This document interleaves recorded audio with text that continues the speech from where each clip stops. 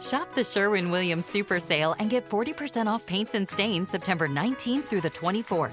With prices starting at $29.39, it's the perfect time to transform your space with color. Whether you're looking to revamp your interior or exterior, we have you covered with bold hues, soothing neutrals, and everything in between. Visit your neighborhood Sherwin-Williams store or shop the sale online. Delivery available on qualifying orders. Click the banner to learn more. Retail sales only. Some exclusions apply. See store for details.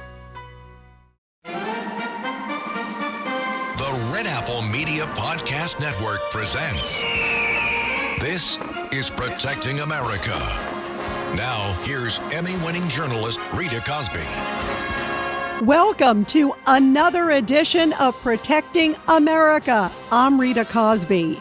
Next week, during the UN General Assembly, thousands of Iranian American supporters of a free Iran are expected to take to the streets in support of the leader of the Iranian resistance and in protest of the Iranian regime's president, who is scheduled to address the world body. And joining us now to discuss this and so much more is Alireza Jafarzadeh. He is Deputy Director of the National Council of Resistance of Iran, U.S. Representative Office. Alireza, great to have you here. Rita, it's so great to be on your show, as always. I'm all ears to hear what you have in mind and what you want to discuss. Well, what do you think we will hear from the tyrannical leader of Iran? You know, the Iranian regime president has been coming to the UN for over 40 years, and every time they come here to explain away their actions, both against the Iranian people, but against the rest of the world, and trying to attack the rest of the world as being arrogant, as being sponsors of terrorism, as putting all the regime's wrongdoing and rogue behavior on everybody except the mullahs ruling Iran. And I don't expect that to change when he comes in. But I think what's more important is that, unlike all the previous years, what's different this year is that there is a clock running on the mullahs, which they faced this situation before, and that's the clock of sanctions, reimposing sanctions, also known as the snapback of sanctions, that was triggered by the Europeans and started on August 28th, and it has only 30 days before all the previous resolution sanctions are going to be imposed back on the Iranian regime unless something happens in between these 30 days, which will expire towards the end of September. A resolution is introduced by one of the members of the Security Council, or some kind of an agreement that would halt this process. Otherwise, the sanctions are going to come back. And that's why this makes it extremely crucial for the mullahs. But also, the mullahs have never been in the situation that they have been so weak, vulnerable, rejected by their own people, and rejected by other nations around the world. So you believe this moment is different. Obviously, with President Trump's strikes on Iran, that clearly sent a very strong message. Oh, certainly. I think what you saw in June, July, happening in Iran, that it was, I think, most importantly, the weakness of the regime on display, their absolute, impotence, that they had lost already the support of their own population, and now lost a lot of those, proxies in the region. Now they're being held accountable for their rogue behavior. The mullahs never thought that they would have to pay the price for their rogue behavior. That certainly changed. And it showed the people of Iran that the mullahs are not 10 feet tall. And that's why I think what the president has done needs to be coupled with continued policy against the Iran regime. You don't want to allow the mullahs to get money and resources. You don't want to allow them to get off the hook and, evade accountability both for their nuclear weapons program, their missile program, their drone program, but also for their terrorism and, most importantly, for the killings inside the country. And I think now is the time, especially of September, is crucial. Explain the snapback, too, how powerful these sanctions could be or can't be, and why they sort of came into being in the first place. Well, when we first exposed the nuclear sites in Iran in August of 2002, the uranium enrichment facility in Natanz, and, later on the underground, under the mountain facility in 2005, and a whole host of other sites and experts and the projects of the nuclear program of the Iran regime, the world realized that the regime does have a, advanced nuclear weapons program. And part of those revelations eventually led to a number of UN Security Council resolutions.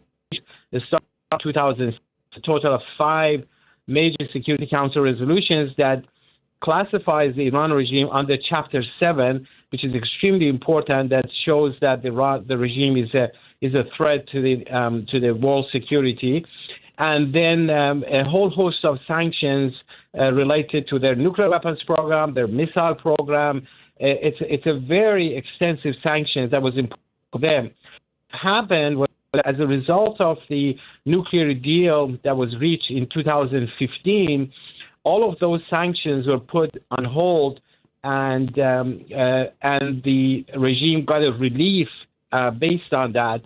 But what the world saw was that instead of complying with their obligations, the regime went its own way, and they expanded their nuclear program, enriching very weapons grade, working on weaponization part of actually building the bomb, expanding their missile program, expanding their terror, to the point that the European nations who were in the forefront of appeasement of the Iranian regime have realized there's only one avenue now left for them, because part of the nuclear deal was a mechanism called the snapback of sanctions, meaning that if any of the members of the nuclear deal would find Iran in non-compliance, they can start and trigger this, bringing all the sanctions back. And once they initiate that, within 30 days, all of those sanctions will come back unless a resolution is passed at the UN Security Council to stop it. And that mechanism is going to expire by itself in October of this year. So this is the last chance for the outside world to put all the sanctions back. And it's crucial to put the sanctions back, because if you lose this opportunity, there's not going to be another opportunity to be able to impose sanctions on the Iran regime. And if if the regime doesn't pay price for the things they have in terms of enrichment, terrorism, and weapons of mass destruction, then what else is really needed to trigger any kind of future sanctions? And the sanctions are hurting the Revolutionary Guard. It hurts the mullahs, the supreme leader, and that's why it's so important for the people of Iran to cut off resources to their repressive rulers, and that's why we are all coming out in support of this. And there's a big rally going to be in front of the United Nations come next week. Trying to lose weight? It's time to try Hers. At forhers.com/4u, you can access affordable, doctor-trusted weight loss treatments tailored just for you. These include oral medication kits or compounded GLP-1 injections. Through Hers, pricing for oral medication kits start at just $69 a month for a 10-month plan when paid in full upfront. No hidden fees, no membership fees. You shouldn't have to go out of your way to feel like yourself. Hers brings expert care straight to you with 100% online access to personalized treatment treatment plans that put your goals first. Reach your weight loss goals with help through HERS. Get started at forhers.com/4u to access affordable, doctor-trusted weight loss plans. That's forhers.com/4u, forhers.com/4u. Paid for by Hims and Hers Health. Weight loss by HERS is not available everywhere. Compounded products are not FDA approved or verified for safety, effectiveness, or quality. Prescription required. Restrictions at forhers.com apply. I earned my degree online at Arizona State University. I chose to get my degree at ASU because I knew that I'd get a quality education, they were recognized for excellence, and that I would be prepared for the workforce upon graduating. To be associated with ASU, both as a student and alum, it makes me extremely proud, and having experienced the program, I know now that I'm set up for success. Learn more at asuonline.asu.edu. With Robinhood, not only can you trade individual stocks and ETFs, you can also seamlessly buy and sell crypto at low costs. Trade all in one place. Get started now on Robinhood. Trading crypto involves significant risk. Crypto trading is offered through an account with Robinhood Crypto LLC. Robinhood Crypto is licensed to engage in virtual currency business activity by the New York State Department of Financial Services. Crypto held through Robinhood Crypto is not FDIC insured or SIPC protected. Investing involves risk, including loss of principal. Securities trading is offered through an account with Robinhood Financial LLC, member SIPC, a registered broker-dealer. So explain that, how important this is, like you just said, hurting the mullahs. Explain the mullahs too, like who is in control there now? Obviously, you have the president of Iran who's coming and speaking before the UN. But there's a lot of mullahs, there's a lot of people still in control, especially after the UN strikes. How strong are they? How weak are they? Yes, well, Rita, the ruling system in Iran is a theocracy. That theocracy meaning absolute control and authority in the hands of one single person. That's the supreme leader, who has built everything around him and the whole system based on what they call, Islamic fundamentalism, or described as velayat faqih, meaning they can justify anything under the name of the religion. They say that we represent God on the face of the earth. So if you oppose the government, you're opposing God, therefore we can kill you. That's the justification they have. And that theocracy came to power in shortly after 1979, when there was a genuine revolution against the Shah's dictatorship, which was a monarchical dictatorship that the secret police sabak that put intellectuals in jail, had a single party rule, was very corrupt. People revolted against that, and they wanted democracy, they wanted freedom. But the mullahs, who were in cahoots with the Shah and their system was supported by the Shah, they just took advantage of a historic opportunity, and they stole the leadership of a genuine revolution and moved it in a direction that turned it very soon into a theocracy, and even worse than what the people were under the Shah. Now, under the mullahs, the supreme leader, his name is Ali Khamenei, he holds the ultimate power. He has to approve the president of the regime. He appoints the head of the judiciary, all of the armed forces. The budget is under his control. I mean, he is the richest person in the world, because just one of the institutions that he controls has a net worth of over $100 billion. And Iran is a very, very rich country. And that's why there's no way you can reform it. There's no way you can change it from within. And everything has been tried. And people in Iran have become convinced years ago that the only way to change things is to overthrow the clerical system, or what they call the mullahs, the mullah system, the clerical system. And that's why, when the regime's president comes here, he actually represents the supreme leader. He represents the policies of a regime that is irreformable. And that's why there's going to be thousands of Iranian Americans coming from over 40 states from across the United States, and right in front of the UN, rejecting the regime, calling for snapback of sanctions on the regime and hurting the regime, but also telling the world that Iran does have an alternative.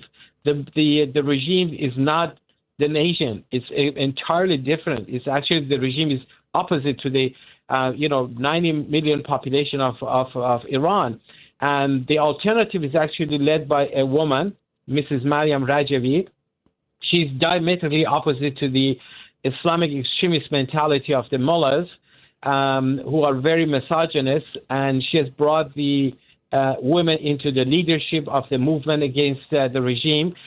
She has called for separation of religion and state, gender equality, freedom of religion, freedom of political parties, free market economy, peace in the Middle East, and also a non-nuclear Republic Iran. It's her movement that exposed all the major nuclear sites of Iran and the project, and that's why the regime holds this movement responsible for the misery of the regime, and they're going after them. They try to assassinate their leaders. They try to demonize them. They call them terrorists and all of that.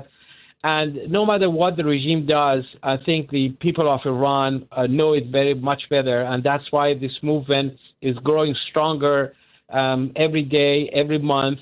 And you're going to see a display of a major force in front of the UN, both on the first day of the UN General Assembly, which would be Tuesday, 23rd of September, but also the next day, Wednesday, 24th of September, when the regime's president will speak. These Iranian Americans are going to come back, and they're going to speak very loud and clear. Is there anyone who's going to say, oh, no, I don't want to see the snapback of sanctions? I mean, maybe Russia, maybe China, but are there others where does Europe sort of stand in all of this? Well, obviously the regime has been trying to work with a lot of nations, particularly the Europeans, pursuing a policy of appeasement. But a lot of that has changed. I think a lot of these European nations have realized that they are the ones who are now the target of terrorism of the regime on their soil.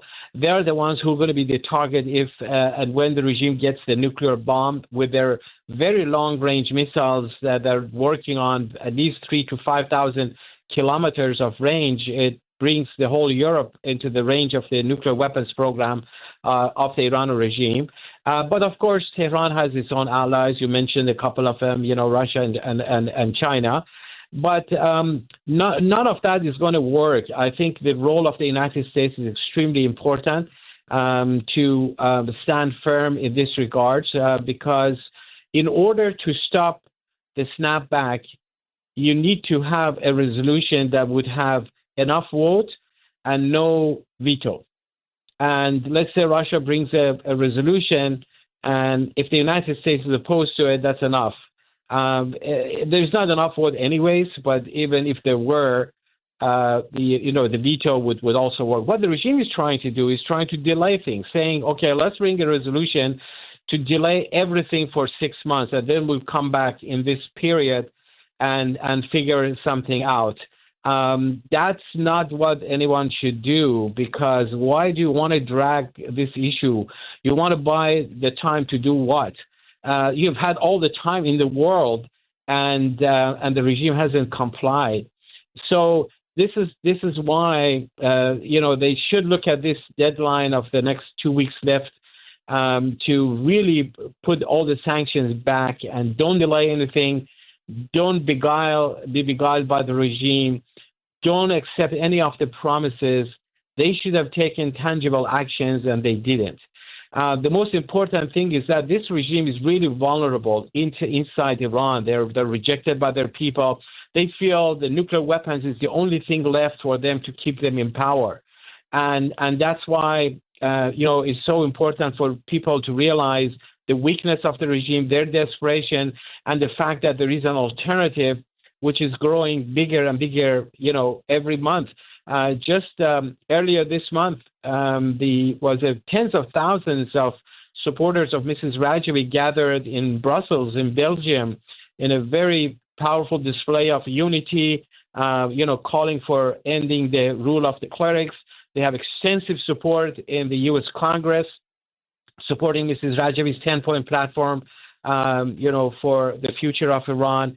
The movement has a very strong network inside the country, mostly young people who are confronting revolutionary guards, They showed, tremendous authority and control when they exposed the nuclear sites, and they continue to do it. They're the main preoccupation in the minds of the clerics, the ruling clerics. Every Friday prayer that they're holding in all the cities in Iran, and the cleric gets there and makes, daily statements, from the podium, the regime for the past 40-plus years have been chanting three slogans: death to America, death to Israel, and death to the MEK, which is the main force inside Iran belonging to this movement. That shows how much the regime is afraid of its own alternative, and that's why I think when a week later, member states, the leaders gather at the United Nations, they should look at the people of Iran, not the regime's representative. You talked about the Iranian capability, Alireza, and there was a report recently by David Albright, a prominent nuclear weapons expert, and he was essentially saying that he believes Iran has no path to producing weapons-grade uranium for the first time in 15 years as a result of the Trump strikes. Is that sort of what you're hearing internally, that this was a huge setback? Well, it certainly was a huge setback because, the Iranian regime managed to move its program forward, at least since 2002 when we first revealed the nuclear site in Natanz. They took advantage of the appeasement policy that was pursued primarily by the Europeans, but also various administrations in the United States. The world really didn't know exactly what the regime was up to, so the regime could easily, play games with them. It was a very special historic circumstances that allowed the regime to get this far. Now, that situation has changed. Now, it doesn't mean that the regime wouldn't try to revive the program. Definitely, they will try to do it. But the circumstances aren't there. Plus, we shouldn't allow the regime to get back on their feet and start another round of, this saga the whole world has been facing. This is the time. When you get your enemy on the ropes, you don't want to ring the bell. You want to go all the way. And this is the time to get rid of the mullahs, not by, troops on the ground or anything like that, but by the people of Iran. Mrs. Rajavi has said repeatedly that we're not asking for boots on the ground. We're not asking for arms or money, none of that. All we're asking is that don't give money and resources to the regime. Recognize the right of the people of Iran to overthrow the mullahs, especially those resistance units inside Iran who are confronting Revolutionary Guards. The rest is the responsibility of the people of Iran and those who, organize resistance inside the country. Well, we are praying for you guys, and so courageous, the resistance, just so many of you guys, the thousands upon thousands around the globe, and many who will come out next week. They're outside the UN. And Mrs. Maryam Rajavi, incredible what she has put together and the movement she has created and this moment in history. And by the way, everybody, be sure to subscribe and share to this very powerful podcast. Alireza Jafarzadeh, keep up the great work and keep us posted and stay safe next week. It's great to have you here. Thank you so much, Rita. Always a pleasure to be on the show. You have been a powerful voice, providing accurate information and analysis to the American public.